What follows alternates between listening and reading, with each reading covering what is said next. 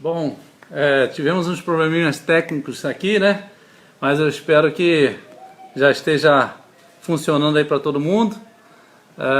Nossa primeira live, vai colocando aí para mim se o som tá chegando legal, né, a imagem, se tá tudo direitinho aí, vocês vão botando nos comentários aqui para mim, por favor. A gente vai aguardando aqui, ver se vai chegando algumas pessoas. Aí a gente já vai já começar.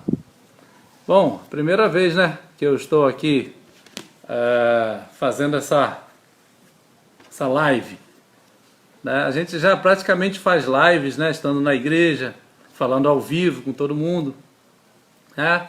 Mas falando assim diretamente na internet, no computador, né, na live diretamente falando, é a primeira vez. A gente tem o nosso canal, que é o Escatologia Princípio do Fim. Já temos lá bastante vídeos de cunho escatológico, né, na sua maioria, mas também tem outros vídeos de outros assuntos interessantes. E hoje, na verdade, não vamos falar de assuntos escatológicos. Vamos falar hoje de outros assuntos mais corriqueiros. Então, estou dando um tempinho aqui para ir entrando mais algumas pessoas. Eu queria ver até quem vai entrando aqui. Aline, gostaria até de uma ajuda sua, porque eu não vejo aqui quem tá, quem não tá. Eu não consigo ver aqui na minha tela, né, para estar comunicando com as pessoas, né? Não sei como é que tá para fazer aqui, né? Marileia, Jaqueline, tudo entraram. Bom, a minha assistente aqui está dizendo Sheila, Heloísa, Marileia, Jaqueline, Anderson, sejam bem-vindos todos aí. Vocês vão me desculpar porque eu não estou aqui pelo meu iPad aqui, eu não estou conseguindo ver as perguntas, nem se vocês estão colocando algum tipo de comentário, né? Isso eu acho que eu vou ficar mais fera daqui a pouco, né? Por enquanto eu tô bem atrasado. Pocomeçou o Sandro Márcio, ajuda ele aí, Aline. Agora eu entendi, agora veio o primeiro Sandro. Seja bem-vindo, Sandro. Clésio. Clésio, ô primaço, maravilha. Eita, show, agora sim, agora apareceu. Deixa eu ver se mais alguém vai colocar aí os comentários e a gente vai interagindo. Bom, eu marquei para 5 horas, né? Só que eu tive aqui uns probleminhas técnicos, como eu falei, e já são 5h15. Então, vamos aproveitar que tem já algumas pessoas aqui no ar com a gente, né? Online. Dinho, parada! Show de bola, paz do Senhor, meu irmão. Dá um abraço em ti, isso aí, na família toda. Show de bola. E nós vamos falar hoje, irmão, sobre, e amigos, né? Nós vamos falar sobre versículos, digamos assim, versículos mal interpretados. Algumas coisas que se fala geralmente assim, mas a gente vai ver um pouco mais aprofundado no versículo se é isso mesmo que a Bíblia está dizendo. Se é isso mesmo que quer dizer aquele versículo. Então tem várias coisas, né, que também ditados populares, também vício de linguagem, só para a gente, né, aqui descontraídamente aprender um pouquinho mais se era assim mesmo, do jeito que a gente ouviu falar, se queria dizer que era isso mesmo, né? Cláudio, maravilha, meu irmão, seja bem-vindo. Léo. Basti, Sebastião, que maravilha, todo mundo aqui mandando um comentário aqui, quem tiver aí botando nos comentários para mim aqui, me ajuda e a gente vai interagindo. Bom, o primeiro versículo, o primeiro texto, né, que a gente vai tratar aqui, ele está em Amós.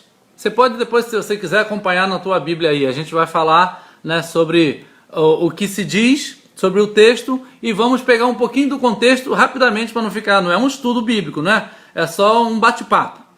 Então, é aquele texto que fala assim, prepara-te, ó Israel, para encontrares com teu Deus, né? Está em Amós 4:12. Esse texto, ele vai dizendo assim o versículo, portanto assim te farei, ó Israel, e porque isso te farei, prepara-te, ó Israel, para te encontrares com o teu Deus.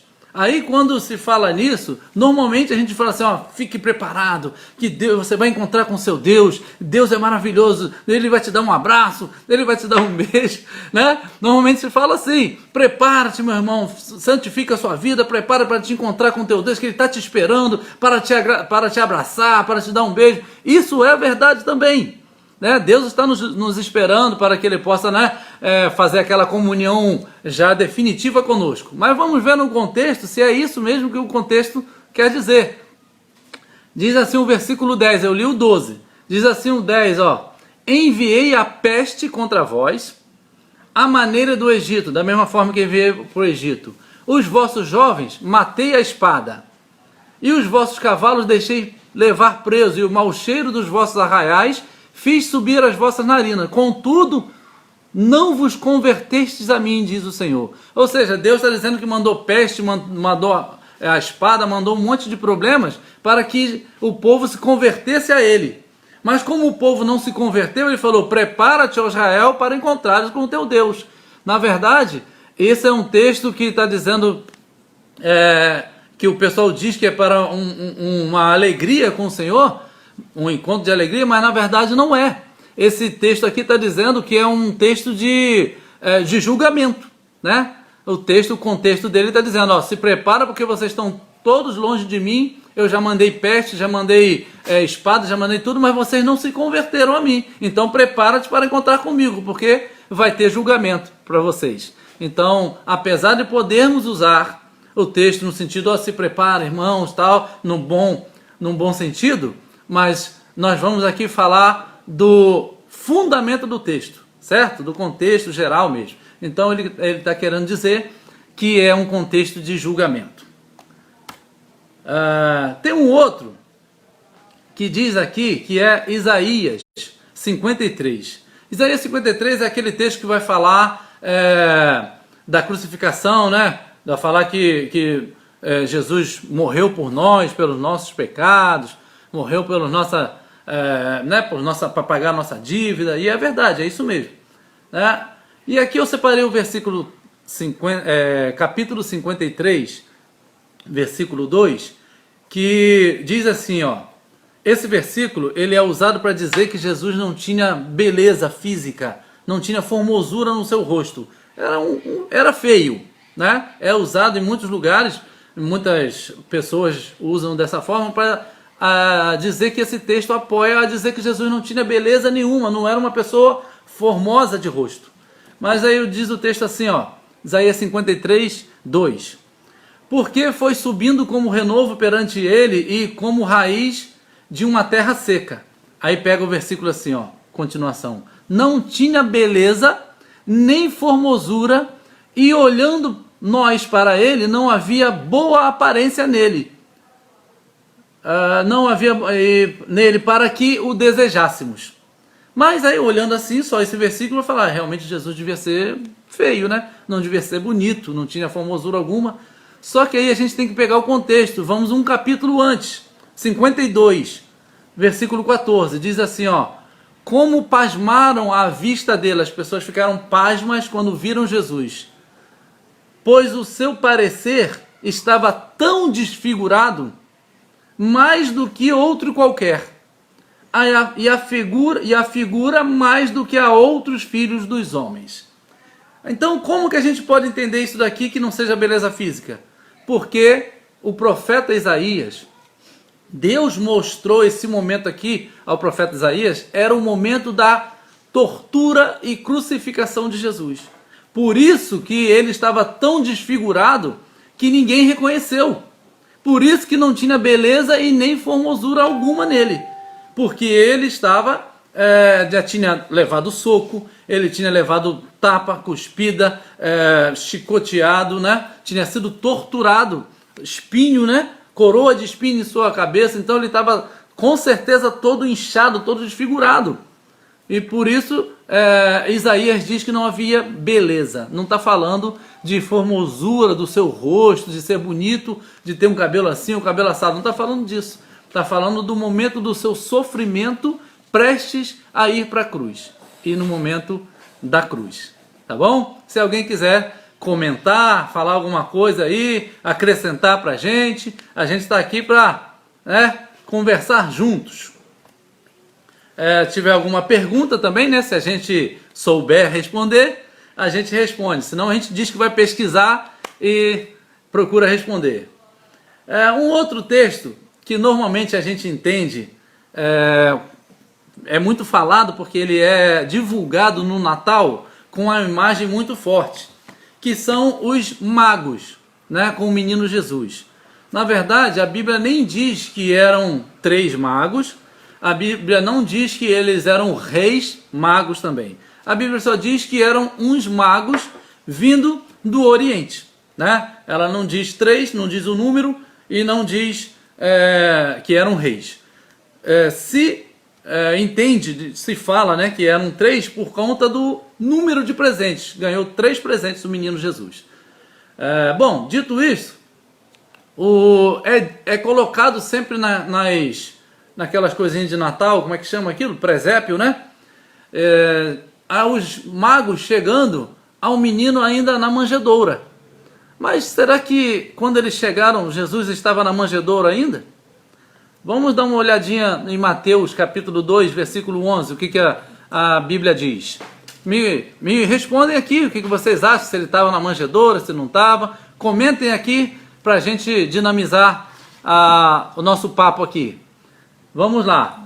Mateus capítulo 2, versículo 11 diz assim, ó: e entrando na casa, acharam o menino com Maria, sua mãe, e prostrando-se o adoraram, e abrindo os seus tesouros ofertaram dádivas, ouro, incenso e mirra. Aqui estão os 3 presentes, né? Ouro, incenso e mirra.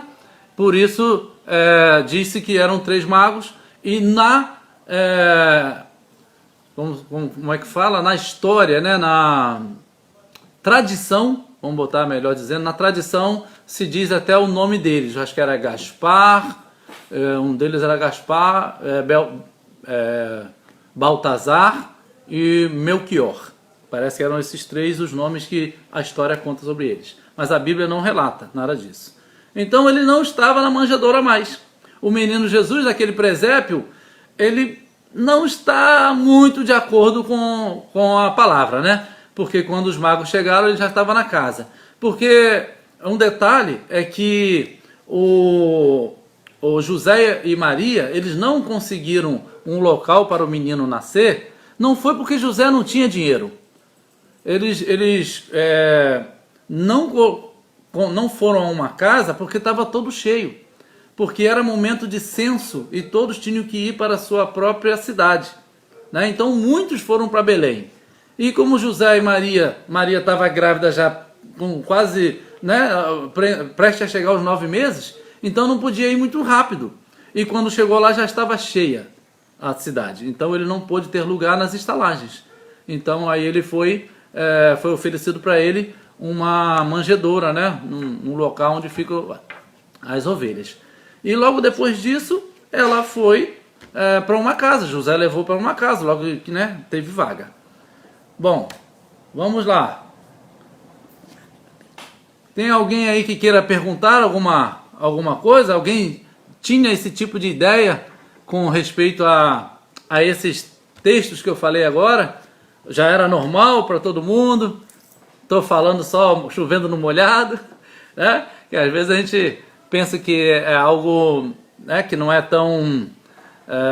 que é algo novo, né? Mas tudo bem. Vamos lá. Tem aqui o texto de Apocalipse, em que Jesus diz que está à porta e bate. Muitas vezes a gente usa, como digo, no modo cristão geral, né, nas igrejas, é usado esse texto para dizer que Jesus quer conversão, para a conversão de alguém, né? Estou à porta para converter alguém, tá? A porta, ou você que não está na igreja ainda, Jesus está batendo na sua porta. Podemos usar até isso, né, como forma de entendimento, de interpretação, pode ser usado, não tem problema. Só que a gente tem que entender o que realmente o texto está dizendo pelo seu contexto, né? Então, eis que estou à porta e bato, é porque Jesus, na verdade, está do lado de fora. Então, ele está falando isso de uma forma ruim. Ele está falando isso para uma igreja que ele queria estar do lado de dentro da igreja, né? Ele queria estar dentro da igreja, sendo bem recebido por ela.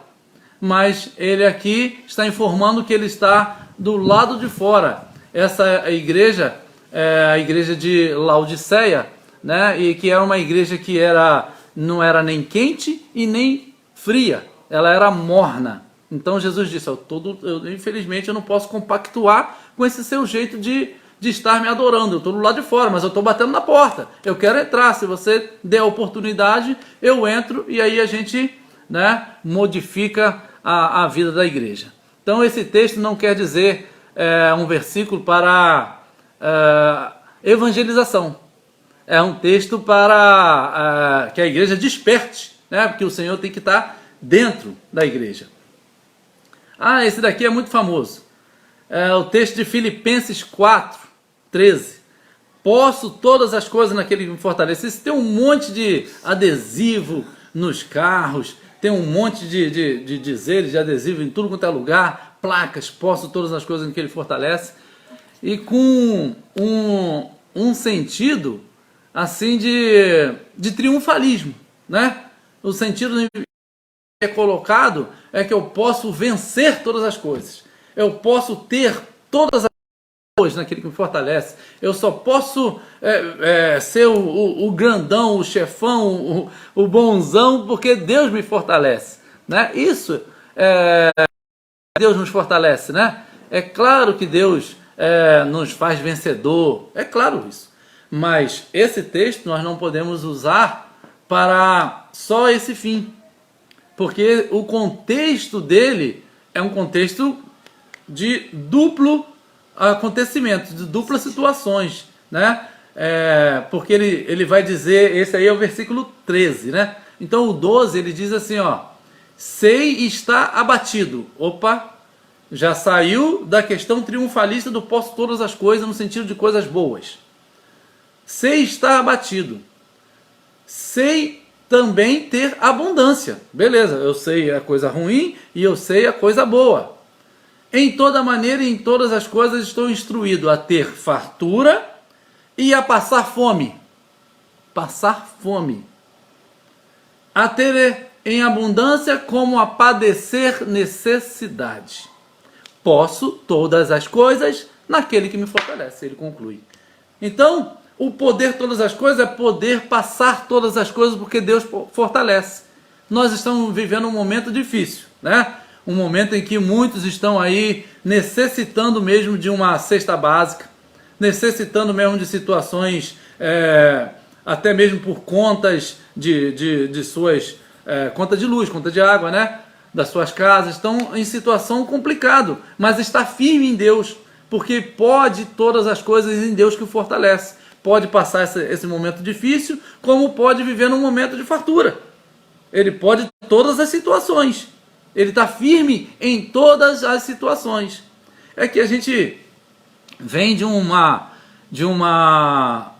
evangelho hoje, né, de uma atualidade, de um evangelho de prosperidade, que nos faz às vezes pegar só algumas, tipo caixinha de promessa, pinçar alguns versículos, né? A gente vai pinçando aquele que a gente quer. Aí vem um aqui e fala, não, isso aqui está falando de morte, de ruim, não, esse não quero não, vou pegar outro. Acho que Jesus não falou nesse comigo não, vou pegar outro. Então, a gente fica separando, né, e colocando alguns textos só de coisas boas.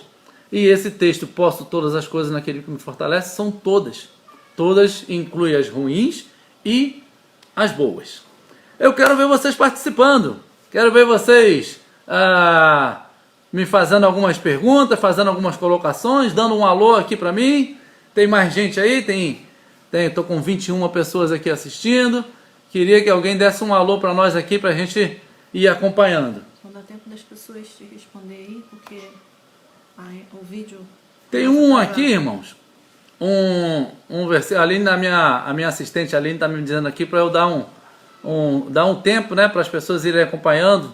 Tranquilo, tá tranquilo. Se à medida que eu for vendo alguma pergunta aqui na tela, a gente vai procurar responder, tá bom? Enquanto não tem, vamos à frente. Tem um texto aqui de Mateus capítulo 18. Ele vai até do versículo 15 até o versículo 20.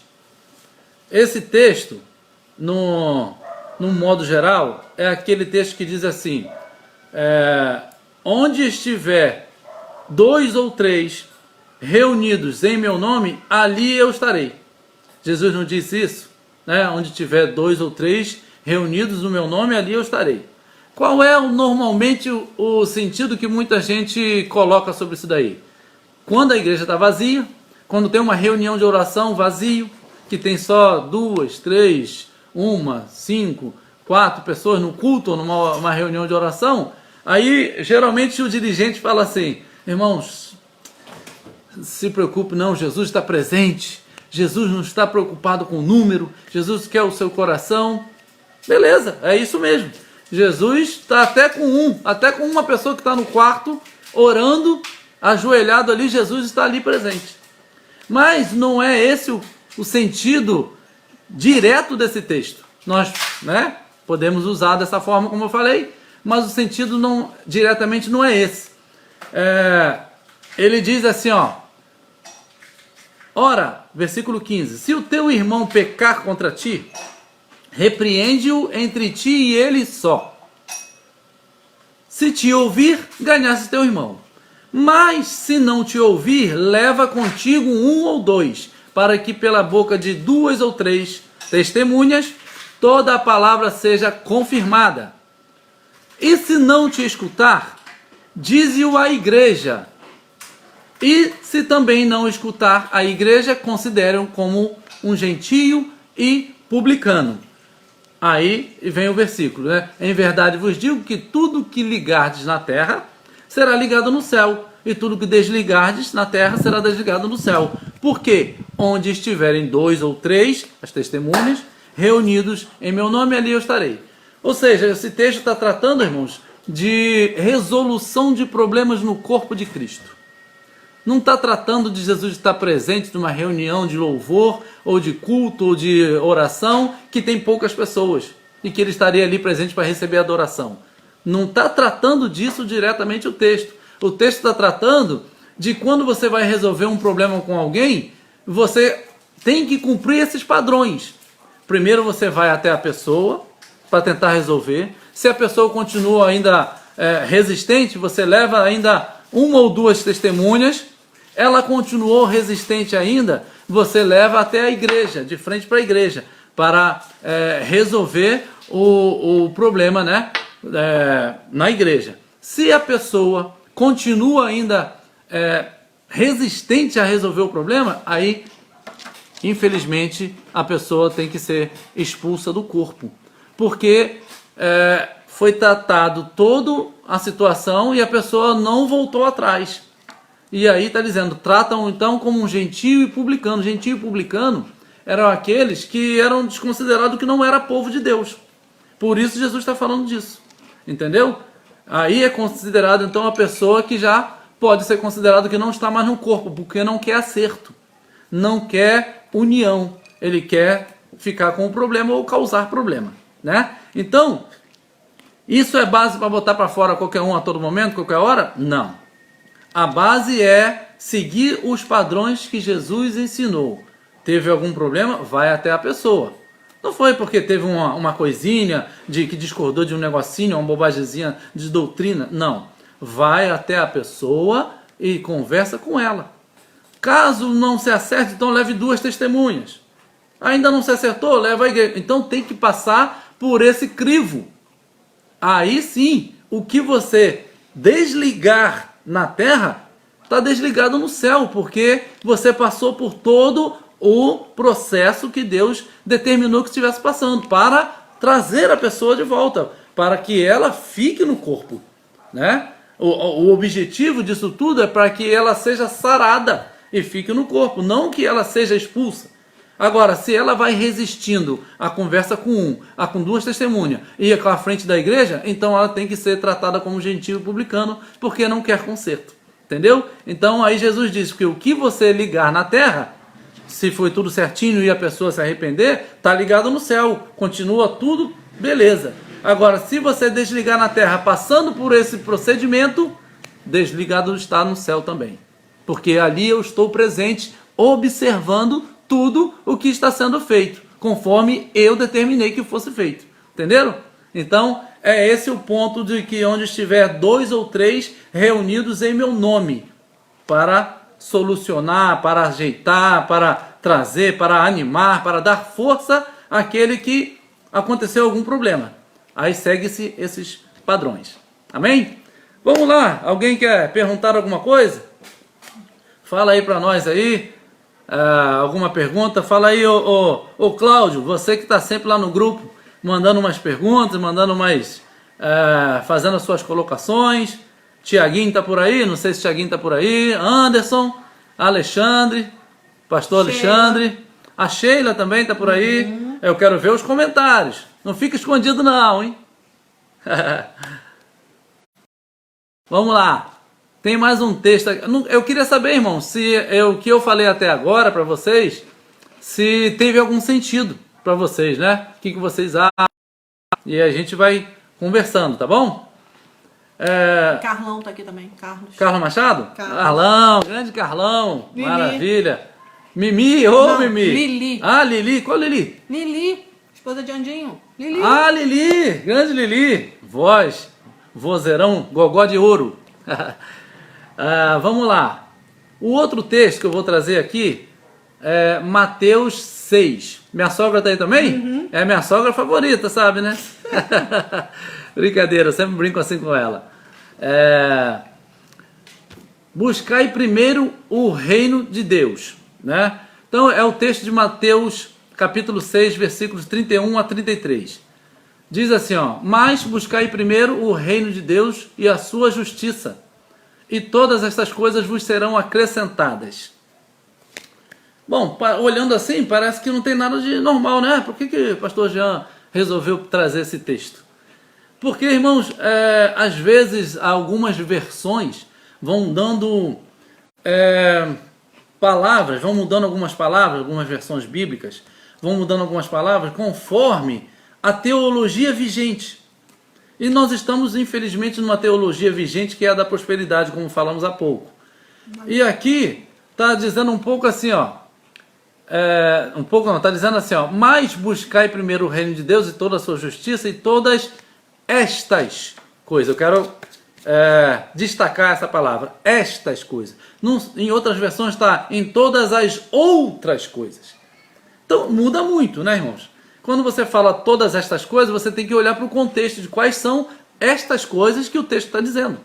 Quando você diz todas as outras coisas, você vai entender que você tem que ter um casarão, porque são as outras coisas, você tem que ter um carrão, você tem que ter muito dinheiro no banco, você tem que ter muitas viagens, porque são as outras coisas que tem que ser acrescentadas. Eu quero todas as outras coisas. E aqui o contexto, no versículo em diante, vamos dizer assim, ó, ou anterior: não andeis, pois, inquieto, dizendo que comeremos, ou que beberemos, ou que vestiremos. Porque todas estas coisas os gentios procuram. De certo, vosso Pai Celestial bem sabe que necessitais de todas estas coisas. Então, quais são estas coisas que nos serão acrescentadas? Comida, bebida e vestimenta, que é o básico do que o ser humano precisa ter. Porque sabemos, irmãos, que tem muitos irmãos até que têm uma situação bem precária, né? Então, imagina se ele botar na cabeça que ele tem que ter um apartamento de frente para a praia, porque diz que todas as outras coisas nos serão acrescentadas. Então, a Bíblia não diz, no seu contexto, podemos afirmar qual a versão está correta, por causa do contexto, correto? Então, a versão correta é todas estas coisas, para que o Senhor nos dê, pelo menos, o mínimo básico para nós sobrevivermos. Não que Ele não possa dar não possa nos dar outras coisas além dessas. Ele pode nos dar uma boa casa, nos dando saúde para construirmos, né? Nos dando saúde para trabalharmos e podermos comprar. Então, uma casa, um carro, um apartamento, roupas bonitas, isso tudo o Senhor pode nos dar, não tem problema algum. Só estamos falando aqui que o texto não quer dizer sobre isso diretamente. Vamos lá, obrigado, Sandro. Sandro Massas, maravilha, meu irmão, acompanha aí. Esse outro texto que eu trouxe aqui agora, irmãos, é um texto que muitos anos foi usado contra o estudo, contra você estudar, até estudar numa faculdade, até você fazer um mestrado, até você fazer todo um conhecimento para você. Esse texto aqui foi usado sobre a letra mata. Eu creio que vocês já ouviram falar sobre isso, né? Não estuda muito não, que vocês vão ficar meio doido, porque a Bíblia diz que a letra mata. Você não tem que ficar muito aí com um negócio de estudo não, que você vai pirar, vai ficar meio doido. Realmente, a Bíblia está dizendo que é a letra de você estudar que mata? Vamos dar uma olhadinha? O texto aqui é 2 Coríntios, capítulo 3, versículo 6. Diz assim, o qual também nos fez idôneos, ministros de uma nova aliança, não da letra, veja onde o apóstolo Paulo está trabalhando, mas do Espírito, pois a letra mata, mas o Espírito vivifica. Beleza, então olhando assim, o apóstolo Paulo já disse que a nova aliança não é da letra, mas do Espírito. Então o contexto diz assim, e se o ministério da morte, gravado com letras em pedras, veio em glória de maneira que os filhos de Israel não podiam fitar os olhos na face de Moisés por causa da glória do seu rosto, a qual era transitória, como não será de maior glória o ministério do Espírito? Porque se o ministério da condenação for glorioso, muito mais excederá em glória o ministério da justiça. Eu não sei se vocês entenderam já. Aqui a letra que mata, que o apóstolo Paulo está dizendo, é a letra da lei. A letra que foi gravada em pedras. A letra da lei do Senhor, que era os 10 mandamentos. Ali eram letras, são palavras colocadas ali como lei para dizer, se você não cumprir aquilo ali, você morre. Não é assim? Agora, ele está dizendo aqui que o ministério que é do Evangelho, o Evangelho que é o ministério do Espírito Santo, o ministério de Jesus, esse vivifica. Que ele não está gravado em pedras, está gravado em tábuas de carne, no nosso coração. Entendeu? Então a letra que mata é a letra da lei, que diz assim, não matarás, não roubarás. Se você matar ou roubar, você morre. E você não pedir perdão, né? Então, já o ministério de Jesus, do Espírito Santo, é nas tábuas de carne. O apóstolo vai tratar muito bem isso daqui em 1 Coríntios, em Gálatas também fala um pouco, porque ele está combatendo a questão de voltar para a lei. A lei era ruim? Não, mas a aliança da lei já tinha passado, entenderam? Eles estavam agora na aliança da graça, a nova aliança, que não joga fora a lei, mas alguns rudimentos da lei caíram, porque a Bíblia diz que quando muda o sacerdote, muda também a lei. Então aqui a letra que mata não é você estudar, não é você crescer, porque você precisa ter conhecimento para você não ser enganado tanto na vida corriqueira, muito mais na vida espiritual. Estude muito, porque é muito bom. Não ocupa espaço, estudar. Minha assistente aqui está me dando uma dica. Deixa eu tomar um suco enquanto isso. A Tainá mandou uma mensagem aqui que você não está visualizando as perguntas. É porque não está aparecendo para mim as perguntas. Então, para mim também não está. Aí ela mandou um print. Então. Deixa eu só responder aqui o pastor Alexandre. Maravilha, meu amigo. Pastor Alexandre, homem de Deus. Muito obrigado, acompanha a gente aí. Eu não estou, irmãos, tendo muito...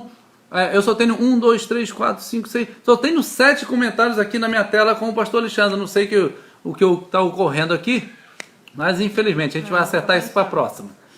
Qual é a informação aí? A irmã Sheila. A irmã Sheila. Tá perguntando, pastor, a paz. Paz, irmã Sheila.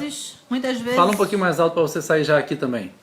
Muitas vezes, em meio a orações, vemos a pessoa usar a palavra que ligar na terra é ligada no céu. Tá errado? Sim. Então, a irmã Sheila perguntou, né, que as pessoas em oração falam, eu estou ligando o Senhor aqui na terra, então o Senhor vai estar ligando no céu.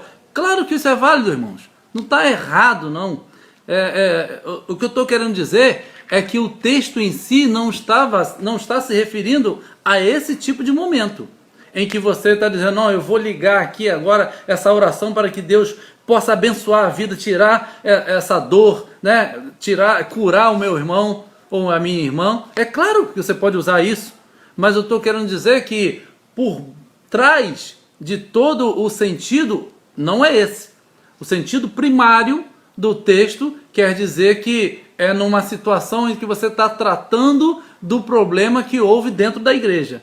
Entendeu? E aí você, seguindo os padrões que Jesus estabeleceu para tratar, você mantém a pessoa se ela se arrepender, ou você considera como gentio e publicano, né? Então, mas também não é pecado ou errado dizer que o que ligar aqui, eu estou ligando contigo minha oração, não é, tá bom? Dá um oi pra galera aí, já é muita gente entrando. Pessoal, sejam bem-vindos todos que estão entrando aí. Eu quero já de novo vou estar informando aqui durante esses que estão entrando agora, que eu não estou conseguindo visualizar todas as frases, mas a minha esposa aqui, minha assistente, está aqui me dando uma força aqui. Beleza, Sandro? Algo deu errado, voltei para esse aqui. Maravilha, Sandro, tamo junto. O Mário Santos está dizendo que ele só entrou agora porque ele estava esperando no YouTube, achou que era no YouTube. Ah, Mário! Pô, Mário é um grande homem, conhecido no grupo de estudos que nós participamos no WhatsApp. Mário Santos, seja bem-vindo aí. Eu esqueci de te avisar, Mário, que era no Face. Foi mal. Tá aí, seja bem-vindo. Bom, vamos agora falar sobre esse texto aqui, que normalmente a gente diz a frase assim, ó. O diabo veio para matar, roubar e destruir. Irmãos, tenha cuidado com ele, porque o diabo, a Bíblia diz que o diabo veio para matar, roubar e destruir. É claro que o diabo faz isso.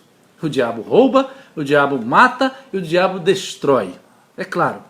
Mas o texto de João 10, ele está falando assim, olha. O ladrão não vem senão a roubar, matar e destruir. Eu vim para que tenham vida e vida em abundância. Aí você vai falar, claro, Jean, mas o diabo é ladrão, ele rouba, então é dele que está falando. Será? Será que o texto está se referindo ao diabo aqui, que é o ladrão? O ladrão aqui desse texto de João, capítulo 10, é o diabo? Vamos dar uma olhadinha no contexto, que é bem melhor, né? A própria palavra, ela mesmo se explica. Jesus diz assim no 11, ó, eu sou o bom pastor. O bom pastor dá a vida pelas suas ovelhas. Mas olha interessante no versículo 12. Mas o mercenário e o que não é pastor, de quem não são as ovelhas, vê vir o lobo e deixa as ovelhas e foge. E o lobo as arrebata e dispersa as ovelhas. Então, irmãos, vamos pensar bem. Se o diabo for o ladrão, quem é o lobo? O lobo é pior que o ladrão, né? O lobo, ele devora as ovelhas. Então, na verdade, aqui, irmãos, o ladrão é o mercenário, é o falso pastor, que ele só está de olho no que a ovelha pode dar para ele, na lã, como diz lá em Ezequiel 34, se eu não me engano. Vai falar que ele é contra os pastores, Deus é contra os pastores que só querem a lã das ovelhas, só querem o que a ovelha pode produzir para ele. E aqui ele está dizendo, eu sou o bom pastor e eu dou a minha vida pelas ovelhas. É diferente do mercenário, que só quer tirar das ovelhas. Ele, quando vê o lobo, ele foge. Ele não dá a vida, ele não se coloca na frente do lobo, entre o lobo e a ovelha. Ele foge, porque a ovelha não é dele. É isso que Jesus está dizendo. Então, irmãos, o lobo é que é o diabo. O ladrão é o falso pastor. Entenderam? Porque o verdadeiro pastor é Jesus. e também, né, tem pastores humanos muito bons aí que cuidam das suas ovelhas. Mas Jesus está tratando aqui daquele que não é pastor, daquele que é mercenário. Ele na vida espiritual vai ver vir Satanás perante a ovelha, ele não está nem aí. Porque a ovelha não é dele. Ele sugou o máximo que pôde dela. Quando veio vir um lobo, eu vou ficar na frente de lobo? Vou ficar na frente de Satanás por uma ovelha? De jeito nenhum. Então, quem é o ladrão aqui do texto de João? O ladrão é o falso pastor. E onde que está Satanás aqui no texto de João 10? Ele é a figura do lobo. Amém? Tem alguma pergunta aí, Aline? Tem, do Mário Santos. Alex Moura, maravilha, seja bem-vindo. Boa noite, meu amigo. Tiago Barbosa, meu amigão. Tudo fica bem claro e esclarecido quando damos atenção aos contextos bíblicos. Maravilha, é isso daí mesmo. Fala, Aline. Pode ler a pergunta? Pode ler. Do Mário Santos. Mário Santos. Eu vou tentar respeitar aqui a vírgula, tá? Uma pergunta.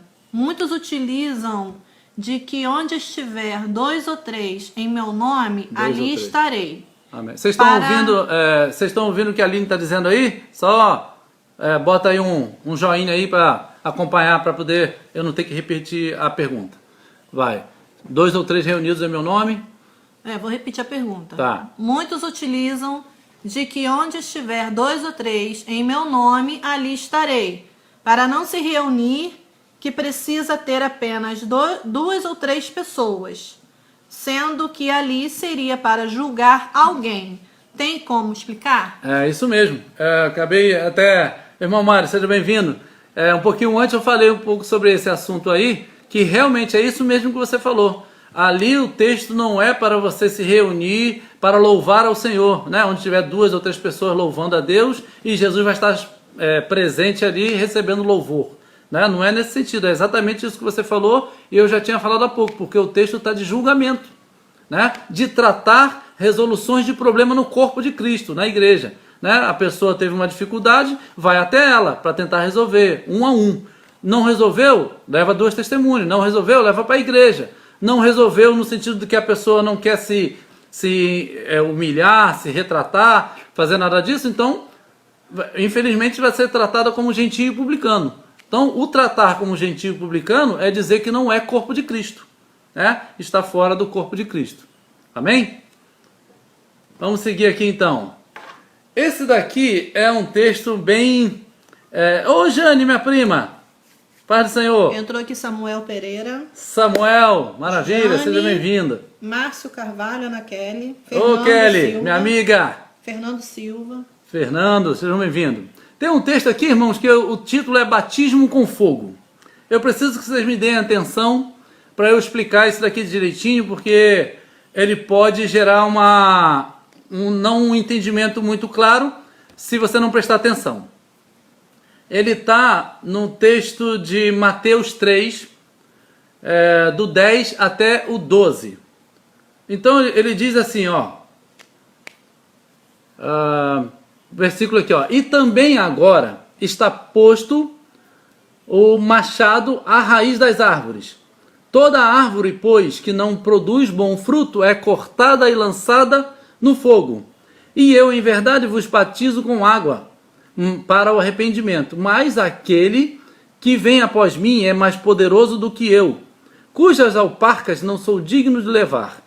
Ele vos batizará com o Espírito Santo, e com fogo.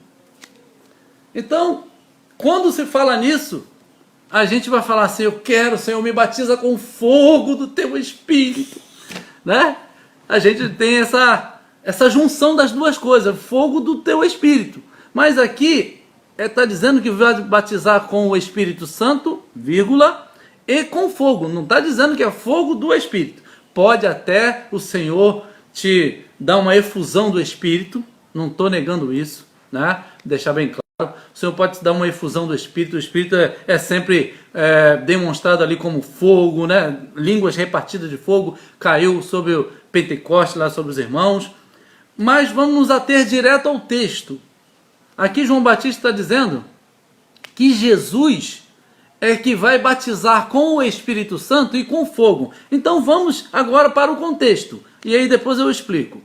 O contexto posterior diz assim, ó: em sua mão, na mão de Jesus, está a pá de mexer com agricultura.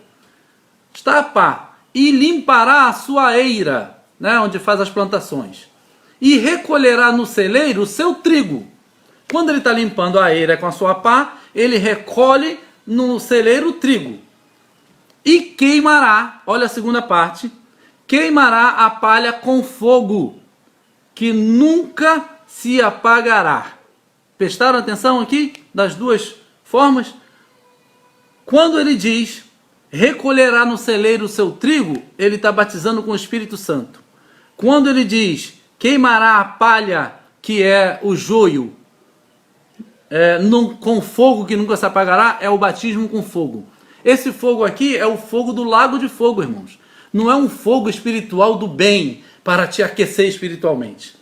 Apesar de Jesus poder fazer isso com você no momento que ele batiza você na sua conversão. Você aceitou a Jesus, você está batizado com o Espírito, está selado. Então, você pode ter, claro, mais do Espírito Santo a cada vez que você está com ele. Vai se enchendo, até você, o cálice transbordar, é claro. Né? Isso é no andamento. Mas aqui, ele vai dizer que no momento em que Jesus voltar, ele vai estar com uma pá na mão. Porque é o momento de decisão. Aquele que está com ele, ele vai fazer essa limpeza do trigo e jogar para o celeiro dele. Vai para o seu reino. Aquele que não está com ele, o mesmo procedimento é para o fogo. Então ele batiza com o fogo, o seu, com o Espírito, o seu, e com o fogo, o que é inimigo. Entendeu? Então o contexto aqui é de volta de Jesus. Quando ele voltar, é essa separação que vai ser feita. Por isso, quando você fala, estou duro para ser batizado com fogo, essa frase de ser batizado com fogo, nesse contexto, ela é do fogo do lago de fogo, né? Conhecido como inferno. Então, diretamente o contexto desse texto está dizendo que Deus te batizará com o Espírito Santo. Isso é real. Glória a Deus por isso, né, irmãos? Alguns vão ter, né, os seus, conforme a sua personalidade, conforme a efusão do Espírito, vão ter algumas atitudes a mais do que outros. Temos que respeitar a personalidade. Alguns têm a personalidade um pouco mais, né, emotiva, e aquilo ali cai de um jeito, outros têm uma personalidade um pouco mais contida. Mas a Bíblia não diz, a Bíblia nos diz que nós seremos conhecidos pelos frutos. É pelos frutos que nós vamos ser conhecidos, não pelas folhas. As folhas aparentam muita coisa, né? Mas são os frutos que realmente vão dizer quem nós somos. Então, Anderson, não quero mais ser batizado com fogo. Nesse contexto não, meu irmão, é verdade. Nesse contexto, o batismo com fogo é o batismo do lago de fogo, né? Em que Jesus vai fazer a separação entre o seu povo e quem nunca o quis, né? Então, que queiramos ser batizados com o mesmo que batiza, ele dá os dois batismos. É Jesus que dá os dois batismos. De outro, nós seremos batizados com o Espírito Santo ou com fogo. Que sejamos com o Espírito Santo e Deus nos batiza com o Espírito Santo. Já somos, né? Está amarrado, Amém. Deixa eu passar para o próximo aqui. Vou tentar, eu anotei aqui, ó, o fogo deste texto é no sentido de castigo, no lago de fogo. O batismo com água é um mergulho na água e no fogo é um mergulho no fogo. Vou explicar isso. O que é batismo? O que é o batismo a gente faz normalmente? Tá tudo normal aí para vocês? A Aline deu aqui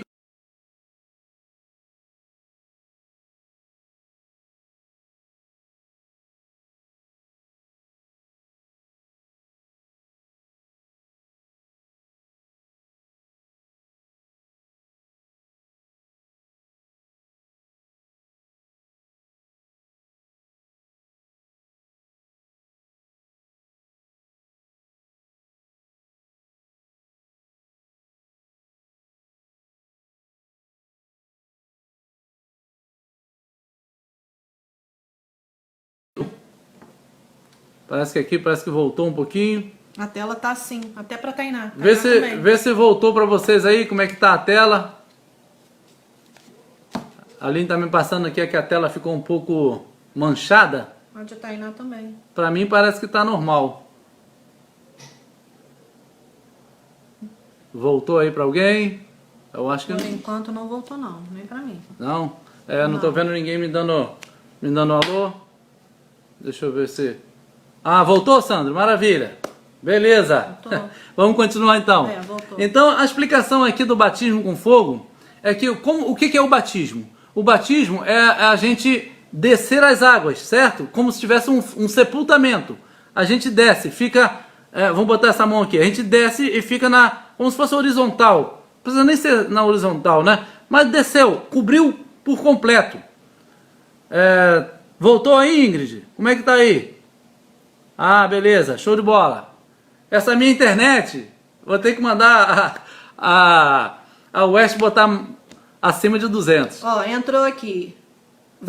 Deixa eu só terminar aqui. Você... Ah, Valmir entrou, beleza. Valmir Tavares. Ingrid está aqui também, maravilha.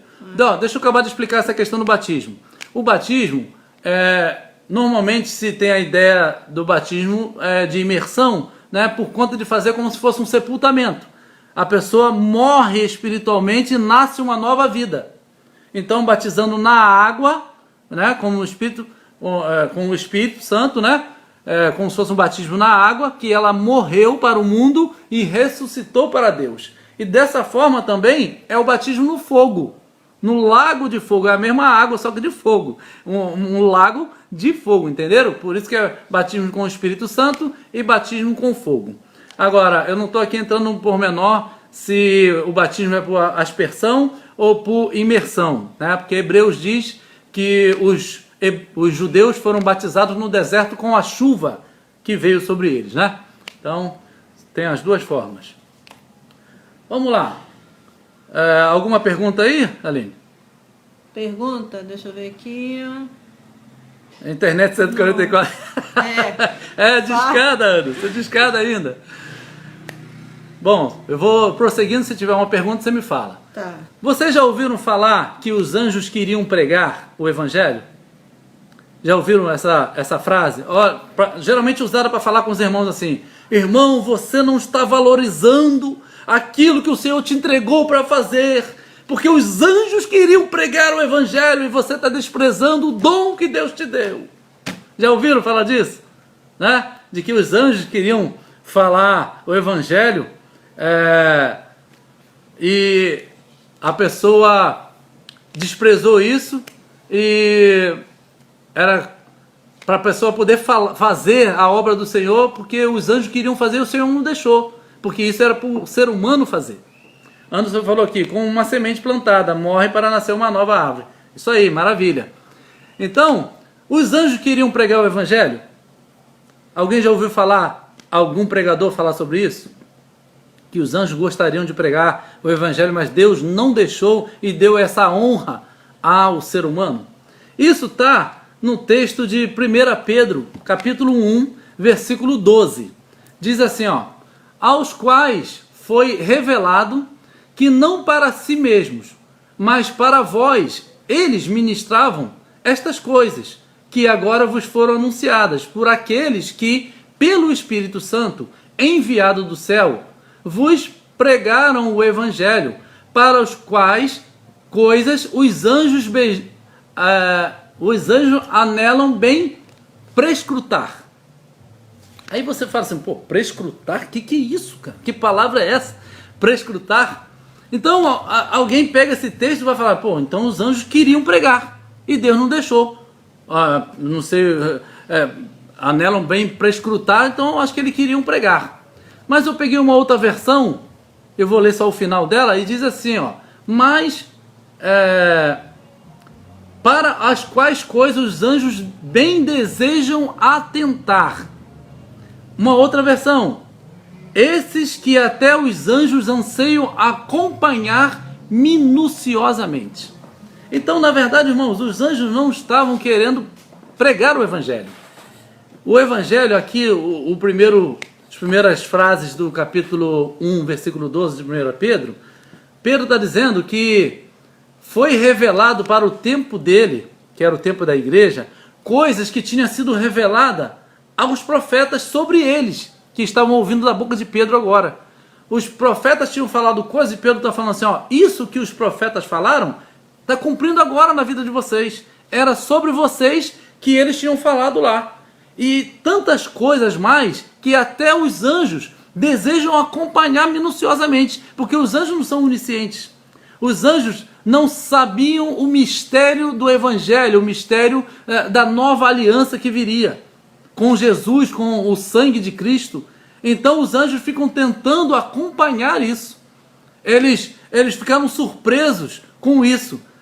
Eles desejam atentar, ficar atento a isso. Eles não desejam pregar o evangelho. Né? Muitos usam, olha irmãos, faça a tua parte, porque os anjos queriam fazer e Deus não deixou. E você está desprezando isso.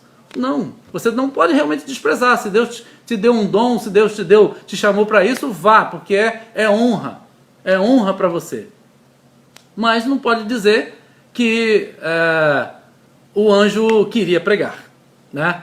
O contexto aqui é de 1 Pedro 1, 10 e 11, vai dizer, foi exatamente a respeito dessa salvação que os profetas indagaram e examinaram, os quais profetizaram acerca da graça a vós outros destinada. Ou seja, a graça era destinada a eles que estavam no tempo de Pedro, mas os profetas estavam falando e nem sabiam do que era. Buscando conhecer, os profetas buscavam conhecer o tempo e as circunstâncias mais oportunas, indicadas pelo Espírito de Cristo, o Espírito Santo, que neles estava, nos profetas, ao comunicar-lhes de antemão os sofrimentos de Cristo. Os profetas já tinham sido revelados os sofrimentos de Cristo de antemão, que haveria de passar e as glórias que se seguiriam aquelas aflições. Então, os profetas anunciaram o sofrimento de Cristo, que seria na geração de Pedro, para os quais eles estavam falando. Então, isso tudo, os anjos estavam ali de olho, acompanhando toda a situação. Entenderam? Mais alguém aí? Tiagão, Isaías 53, versículo 4. Maravilha. Isso. Tomou sobre si as enfermidades. Muito bom esse texto. Acho que eu tenho alguma coisa para falar sobre ele aqui. Vamos ver se vai dar tempo. Legal, obrigado a lembrança, Tiaguinho. Está falando sobre as pessoas que não podem ficar doentes. Isso. Prega isso. Isaías 53, né? Deixa eu ver se eu acho aqui, para a gente já não perder então. Isaías 53. Deixa eu ver se ele está aqui.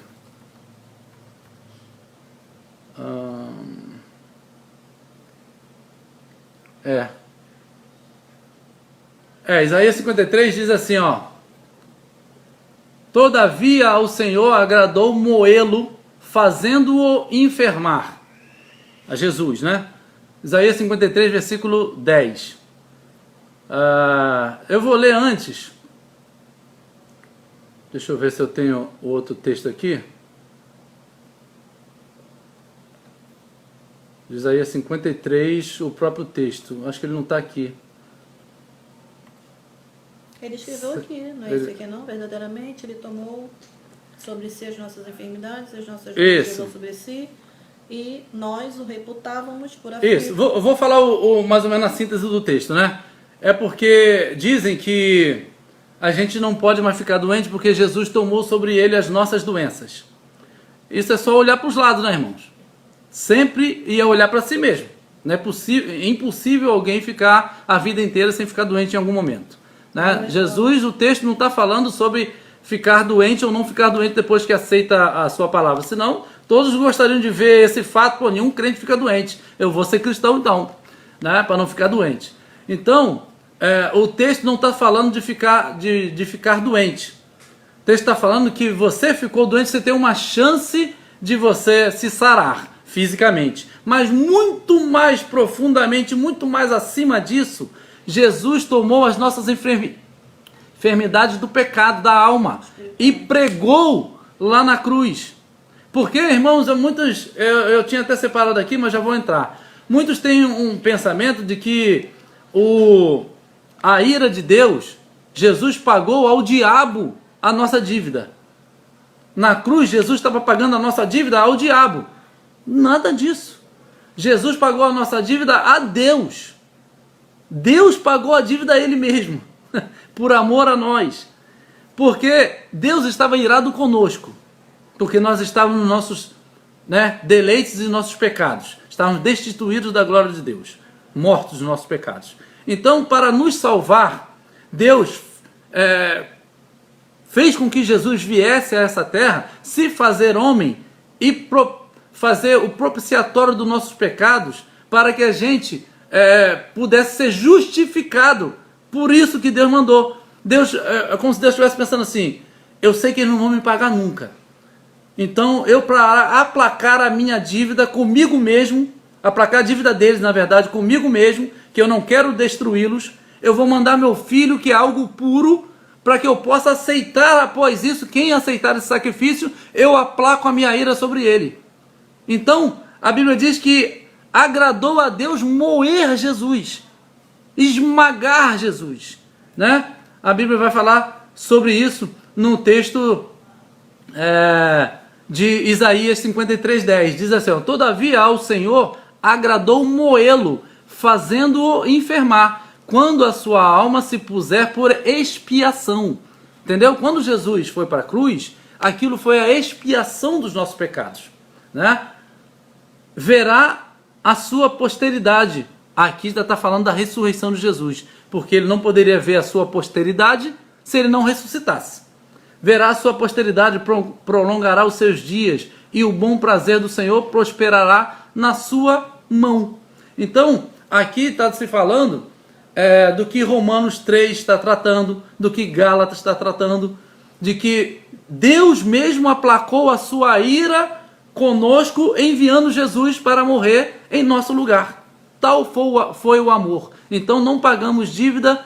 Jesus não morreu para pagar nossa dívida com o diabo. Não chegou ao diabo: tá pago, hein? Toma aqui, o dinheiro aqui, tá tudo pago, me dá aqui os meus filhos.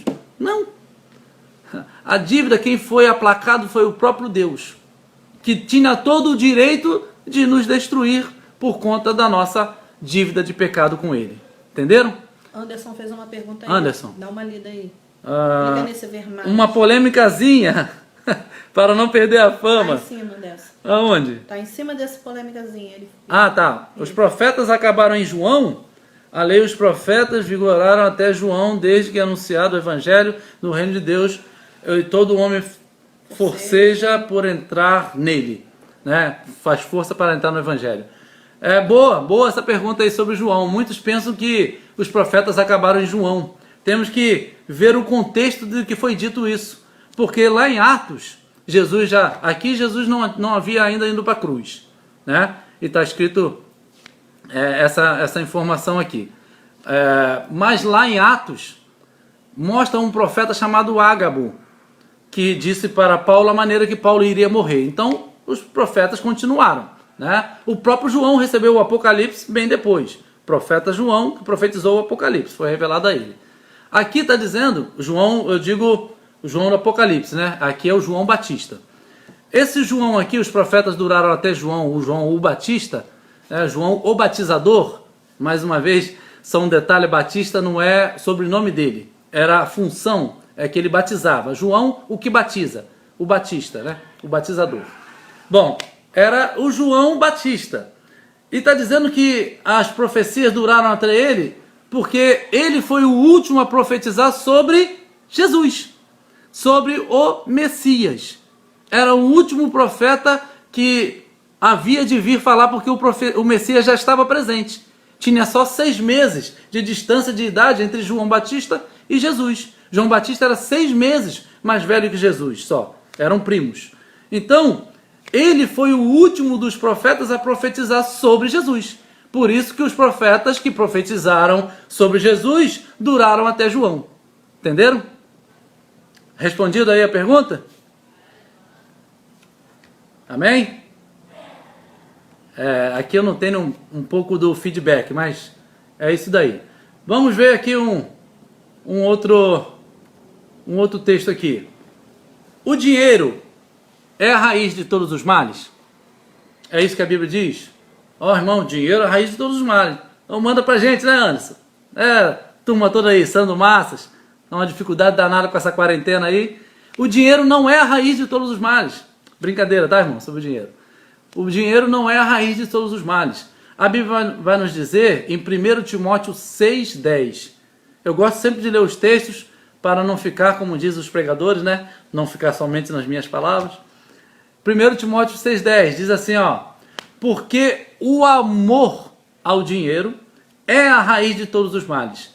E nessa cobiça, alguns se desviaram da fé e se transpassaram a si mesmo com muitas dores. Muito bom, meu pequeno gafanhoto. Beleza, Anderson?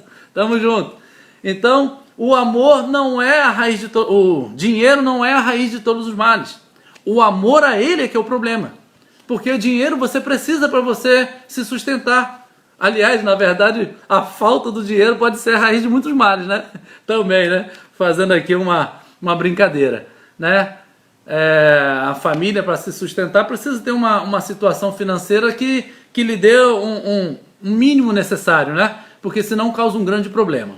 Então, o amor ao dinheiro não o problema não é o dinheiro, o problema é o amor ao dinheiro. E Jesus vai, também combinando com essa ideia, vai dizer que ninguém pode servir a dois senhores. Porque ou há de odiar um e amar o outro, ou se dedicará a um e desprezará o outro. Ninguém pode servir a Deus nem a Mamon. Mamon, conhecido como o Deus da fortuna, o Deus do dinheiro, né? Não dá para você servir, ou seja, são os dois únicos que são chamados de Senhor na Bíblia. Deus e Mamon, né? O dinheiro tem que ser nosso servo, ele não pode ser o nosso Senhor. Se o dinheiro for o nosso Senhor, nós não estamos servindo a Deus, né? Bom, vamos lá.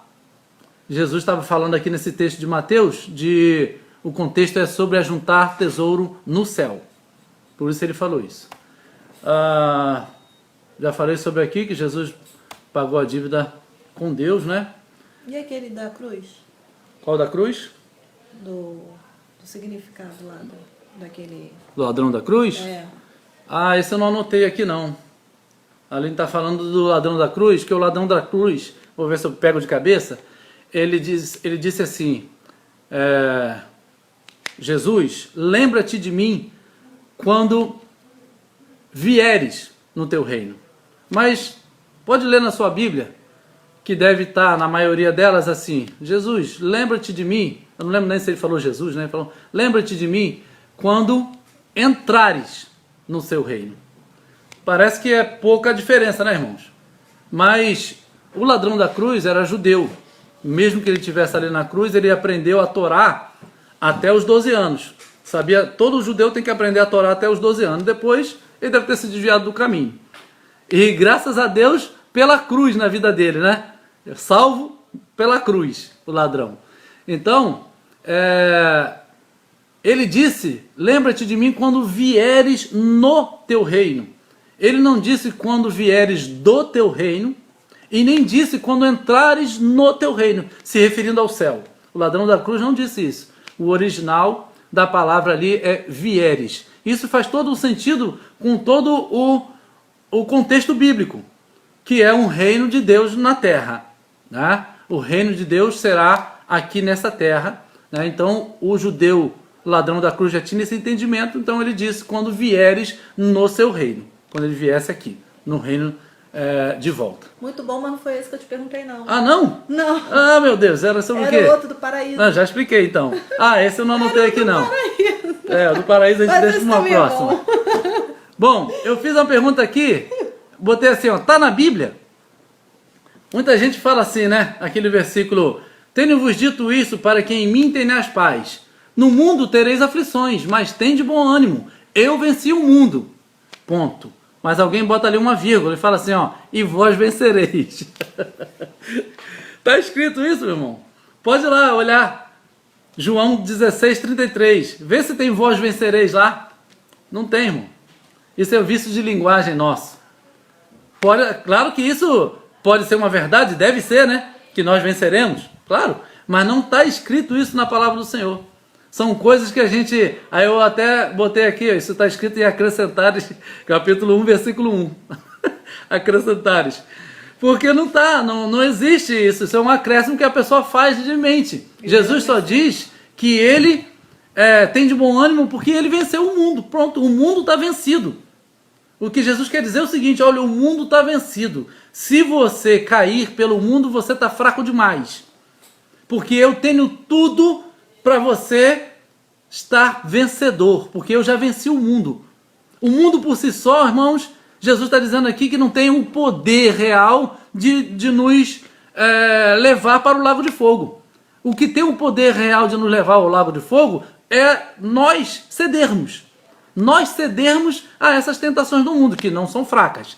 Não estou dizendo que é fraca. Eu estou dizendo que Jesus deixou todos os indícios de que nós temos tudo para vencer. Né? Ele disse: eu venci o mundo, estarei contigo durante toda a sua vida, né? Não vem sobre vós nenhuma tentação que não seja humana, e quando vem eu dou o escape. Então tem tudo para que a gente siga o caminho sempre na presença de Deus, porque o mundo está vencido por Jesus. Mas não diz: e vós vencereis. Essa frase não tem. Outra frase que a gente diz e pensa que está na Bíblia é assim: Deus ajuda quem cedo madruga. Já ouviram essa frase? Irmãos, a Bíblia diz que Deus ajuda quem cedo madruga. Vamos trabalhar. É claro que Deus ajuda também a quem cedo madruga, quem tarde madruga. Está se falando no sentido da pessoa, né, levantar cedo para trabalhar. Mas não pode dizer que está na Bíblia. Também isso daí pode estar aí no capítulo... outra frase é: faça por onde que eu te ajudarei. Eu juntei essas duas no livro de Inventares, capítulo 1, versículo 1. Porque não dá, é uma invenção. Isso são frases normais de todo mundo que está colocando que está na Bíblia. A paz, Matusalém, paz do Senhor Jesus Cristo, reverendo Jean, estou assistindo esse seminário maravilhoso. Maravilha, meu irmão. Simone Farias, amém. Gugu também está aí. Gugu está aqui também? Meu amigão Gugu. Pilantra, pilantra, chama assim mesmo. Meu amigo do peito. Grande Gugu, está aí com a gente aí, Gugu Braga. Então está aqui. Deus ajuda quem cedo madruga, não está na palavra do Senhor. Faça por onde que eu te ajudarei, também não está na palavra do Senhor. Está em Inventares, capítulo 1, versículo 1 e 2. A outra: até 1000 chegarás, e de 2000 não passarás. Já viu? Ainda bota um S assim, né? Cheio de S. Isso já é Heresias, capítulo 1, versículo 1. Porque não tem nada disso, né, irmãos? Nós já estamos em 2020, não tem nada determinado do tempo, o ano que vai acabar. Não para nós. Para Deus, sim. Deus tem os seus tempos determinados, né? Chamado de Moed, né? Tempos determinados. Já é tudo certinho o que ele vai fazer. Agora, para nós não sabemos de nada. Nós estamos aqui aguardando os cumprimentos, os sinais, para a gente ficar de olho. Outra: o cair é do homem, mas o levantar é de Deus. O contexto geral, um conjunto, né, do entendimento dessa frase, beleza, que é Deus que nos ajuda, né? Ainda que caia, não ficará prostrado, está lá no versículo 24 do capítulo 37 de Salmos, né? Dá a entender mais ou menos, mas essa frase não existe na Bíblia. O cair é do homem, mas o levantar é de Deus, segundo a palavra do Senhor diz. Não. Ela diz que, claro, quando o homem cai, Deus o levanta. Claro. Estou se falando da frase mesmo em si, que é dita como se fosse um versículo. Quem não vem por amor, vem pela dor, é outro.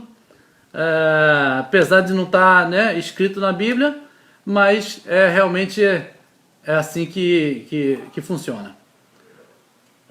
Bom, nós já estamos com quantos minutos? 1 hora. 1 hora já de live? Paulo já Roberto vou estar encerrando. te mandou uma mensagem aqui pelo princípio bíblico. Meu amigo, grande abraço. Paulo Roberto? Paulo Roberto. Manda um grande abraço aí, pastor Paulo Roberto. Deus abençoe. Anderson, faça por onde que eu te ajudarei, capítulo 1 de Tony Garridos. Tony Garridos. Boa, boa. A esposa de Sandro também ligadinha. Esposa de Sandro. Sandro acabou de comentar aí. Sandro Massas, maravilha. Alessandra. Isso. Também está ligadinha na live, maravilha. Ingrid botou aqui: não cai uma folha de uma árvore se não for da vontade de Deus, amém? Maravilha, minha irmã. Tem um outro texto aqui, irmãos, eu não sei se nosso tempo aí, né, já está com 1h e pouco. 1 hora. Se a gente vai continuar, não sei. Para não ficar cansativo aos irmãos aí, né? Tô aguardando aí alguma resposta. Para mim tá marcando 1 hora. Bom, vamos só fazer mais alguns aqui e a gente já vai terminar para não cansar os irmãos. Suportai-vos, o meu título aqui. Com toda a humildade e mansidão, com longanimidade, suportando-vos uns aos outros em amor. Efésios 4, 1 e 2. O outro, rogo-vos, pois, eu, preso no Senhor, como é digno da vocação com que fostes chamados. Aqui, irmãos, o suportai-vos uns aos outros, muitos podem entender isso como aturar uns aos outros em amor. Estou aturando esse irmão aqui, eu tenho que ter amor por ele, a Bíblia diz para eu suportar, né? Eu tenho que suportar. Não é esse tipo de suportar que a Bíblia está dizendo, é de dar suporte. Dar suporte também não pode ser não dar um suporte também só porque manda-se dar suporte. Não, é em amor. Você tem que cuidar da pessoa, não porque a Bíblia mandou cuidar da pessoa, mas porque é em amor. Porque se é em amor, Deus está com você, o Espírito Santo está te movimentando para você cuidar do seu próximo, você amar o seu próximo. Então, o suportando-vos uns aos outros não é no sentido de grosseria, de aturar, é no sentido de dar um suporte ao irmão, àquele que precisa. A Bíblia diz para a gente fortalecer os joelhos.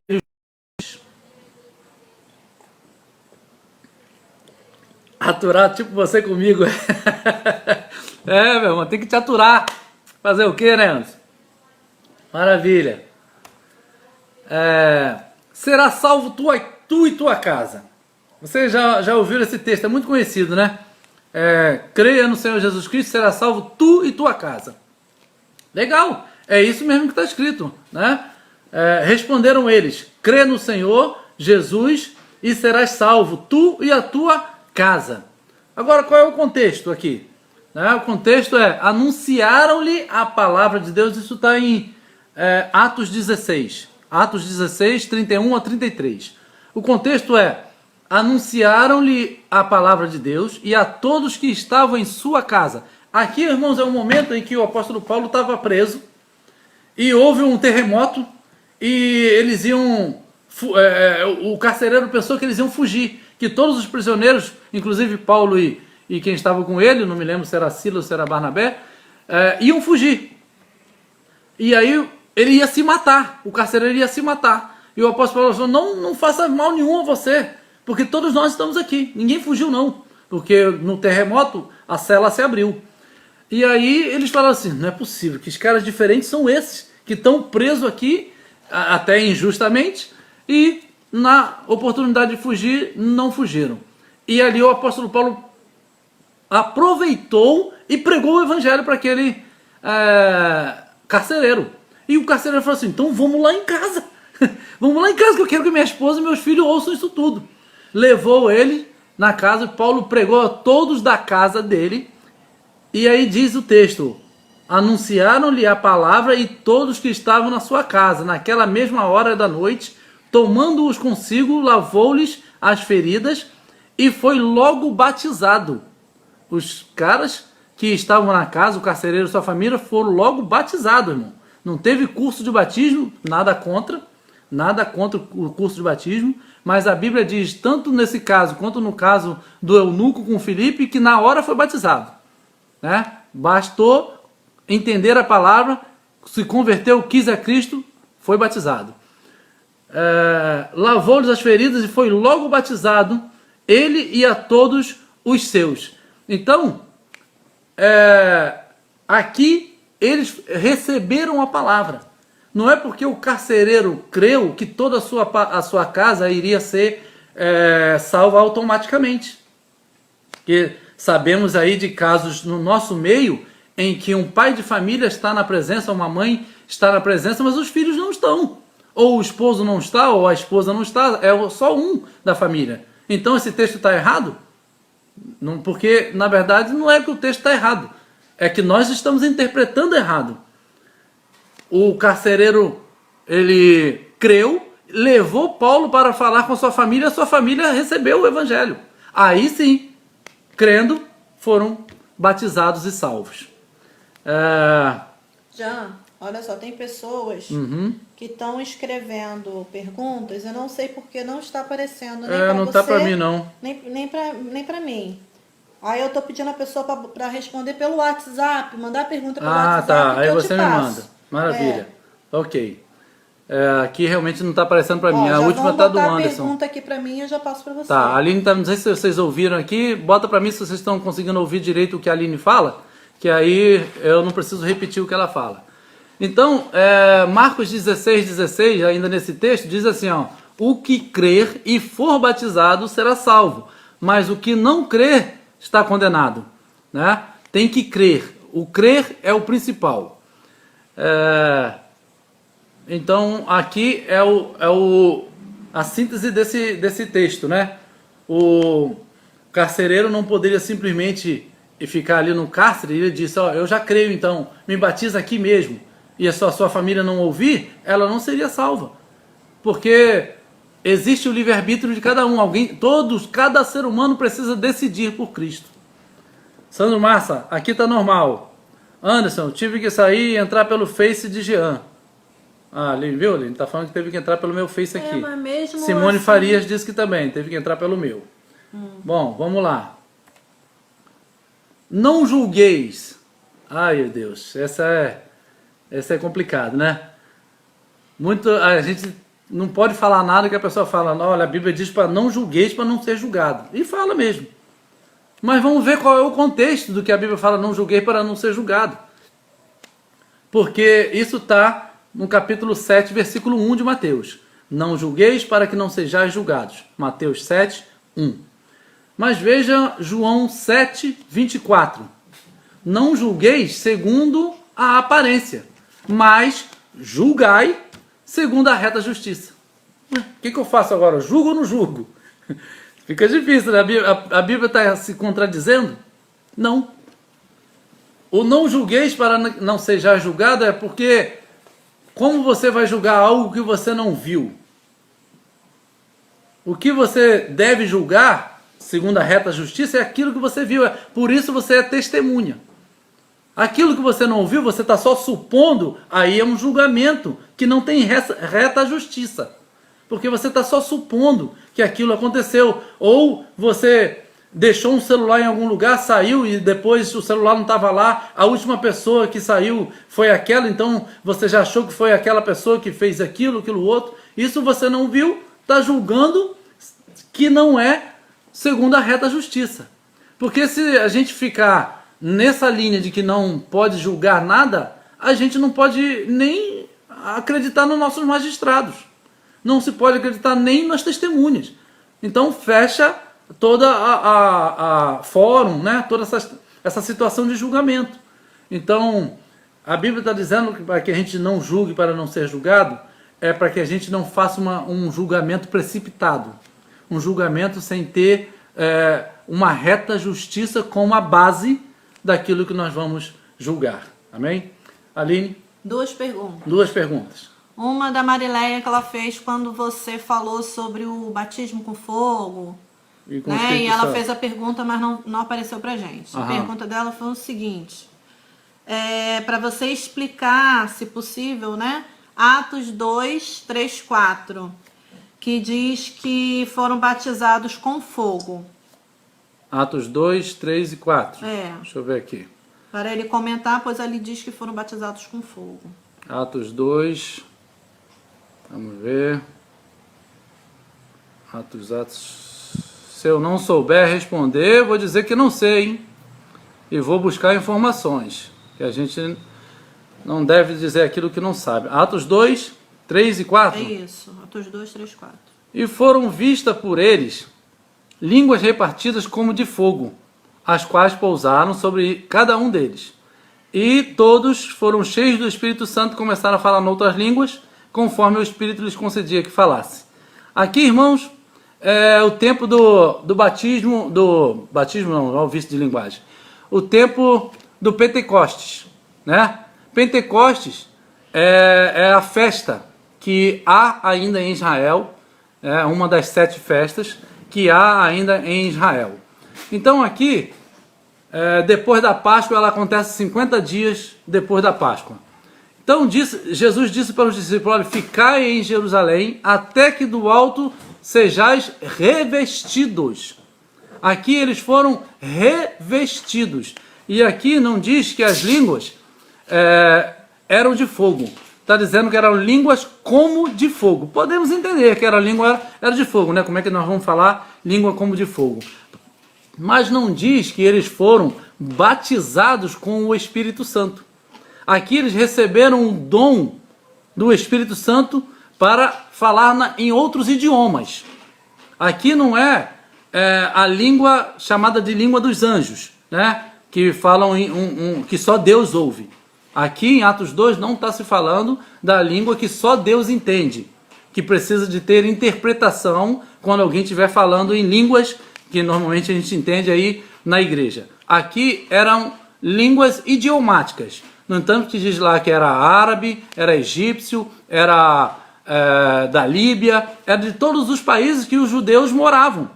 Eram judeus egípcios, judeus árabes, judeus líbios, judeus macedônios, eram judeus que estavam em outros países que vinham para Israel todo ano. Judeus que não necessariamente estavam convertidos ao Senhor.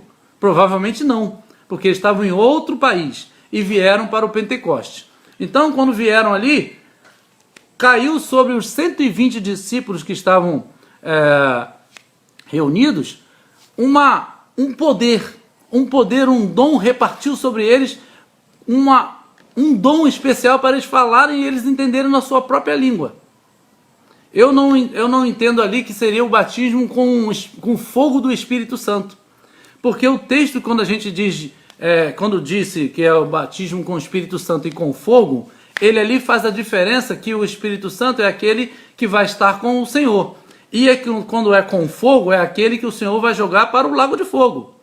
Porque vai separar no seu celeiro aquele que foi batizado com o Espírito Santo. E a palha para com o fogo. Ele vai fazer essa separação. Então, a gente de tanto falar que o Senhor vem, Espírito Santo, batiza com teu fogo, ouvir músicas falando sobre isso, a gente até pode utilizar essa frase, num sentido de que a gente está pensando que o Espírito Santo é que vai estar conosco, como o batismo do Espírito Santo. Mas a gente não pode dizer que está apoiado naquele texto que eu li, que Jesus vos batizará com fogo e com o Espírito Santo. Não pode usar aquele texto para dizer essa diferença. E esse texto aqui não combina muito com aquele fogo lá. Ele combina com o batismo do Espírito Santo, isso sim. Mas ele acabou colocando o elemento fogo, é isso que acaba misturando e confundindo um pouco, porque as línguas eram como de fogo. Mas não quer dizer que está contrário àquilo que está escrito lá naquele texto que o João Batista falou. Entenderam? Aquele texto de João Batista, há uma separação dos batismos. Há 2 batismos. Na verdade, a Bíblia fala de mais outros batismos. Batismos da morte. Jesus falou, eu estou muito triste, muito angustiado pelo batismo que eu tenho que passar. Era o batismo da morte na cruz. Então, há vários batismos na palavra do Senhor. Tem o batismo da chuva no deserto, o povo hebreu no deserto. Tem o batismo de João Batista nas águas, o batismo com o Espírito Santo e tem o batismo com fogo. São 2 coisas separadas. Amém? Então, não sei se respondi à altura do que você estava querendo, mas é isso que eu entendo. Amém? A outra pergunta é da Leonícia. Leonícia? Ô, meu Leonícia! Manda um abraço para a Beta aí também. E Lian. Quantos livros tem na sua Bíblia? Quantos livros tem na minha Bíblia? Gostei dos novos livros, quero acrescentá-los à minha Bíblia. O Acrescentares, né? O Acrescentares não está na Bíblia não, é apócrifo. Apócrifo de Jean. Acrescentares, Inventares e Heresias. Acrescentares e Inventares. E Heresias, tem o Heresias capítulo 7, Heresias. capítulo 5. São só 7 capítulos só no Heresias. Heresias. Tô brincando, irmão. É porque tem frases, né, que não está na palavra e a gente falar como se fosse na palavra. Bom, o último texto aqui para a gente encerrar essa live, o Espírito dirá na hora, é o cabeçalho que eu coloquei aqui. Diz assim, Mateus 10, 19, mas quando vos entregarem, não vos dê cuidado como ou o que haveis de falar, porque naquela mesma hora vos será ministrado o que haveis de dizer. Mateus 10, 19. Aí a gente pega esse texto aqui e diz assim, irmão, você já separou os louvores para o culto da noite? Não separei, o Espírito me dirá na hora. Já ouviu isso? Já ouviu isso? Não separei não, porque o Espírito me dirá na hora. Irmão, você estudou a palavra lá para você dar a mensagem? Não estudei não estudo porque o Espírito vai me dar a palavra na hora.